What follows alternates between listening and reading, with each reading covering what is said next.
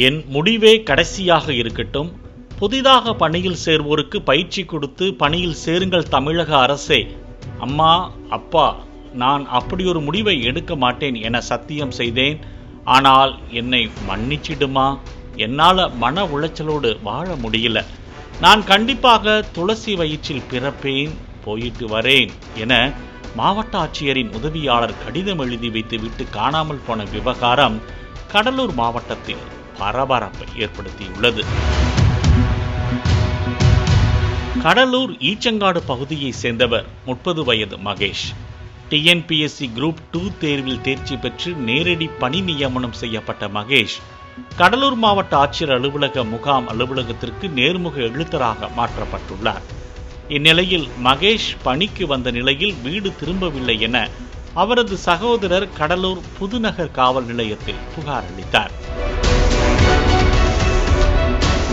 இதனைத் தொடர்ந்து கடலூர் புதுநகர் போலீசார் விசாரணை மேற்கொண்ட போது மகேஷ் அரசு அலுவலர்கள் இருக்கும் வாட்ஸ்அப் குழுவில் கடிதம் ஒன்றை பகிர்ந்துள்ளார்.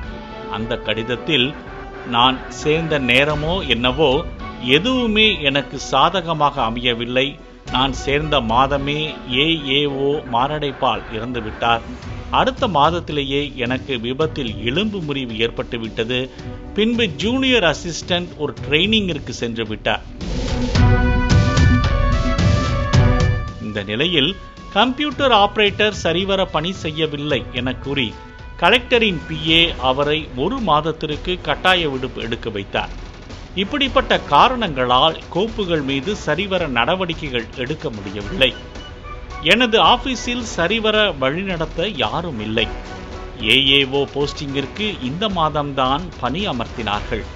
ஆனால் ஜூனியர் அசிஸ்டன்ட்டிற்கு பதிலாக யாரையும் டெப்டேஷனில் பணி அமர்த்தவில்லை என குறிப்பிட்டுள்ள மகேஷ், தனது இந்த முடிவுக்கு காரணமே ஆண் வாரிசு சம்பந்தமாக வழக்கப்பட்ட 3 பேரும் அந்த கோப்புகளும் தான் என கடிதத்தில் சுட்டிக்காட்டியுள்ளார்.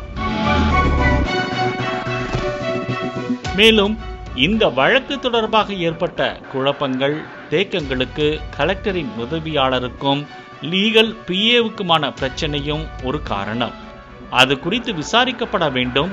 மேலும் கலெக்டரின் உதவியாளர் தன்னை கெட்ட வார்த்தைகளால் திட்டி தீர்த்ததோடு தனக்கு மிகுந்த மன உளைச்சலை கொடுத்ததாகவும் குறிப்பிட்டுள்ளார். புதிதாக பணியில் சேர்ந்த தமக்கு எதுவும் பயிற்சி கொடுக்காமல் அனுபவம் வாய்ந்தவர்கள் இருக்க வேண்டிய இடத்தில் பணியமர்த்தி விட்டார்கள்.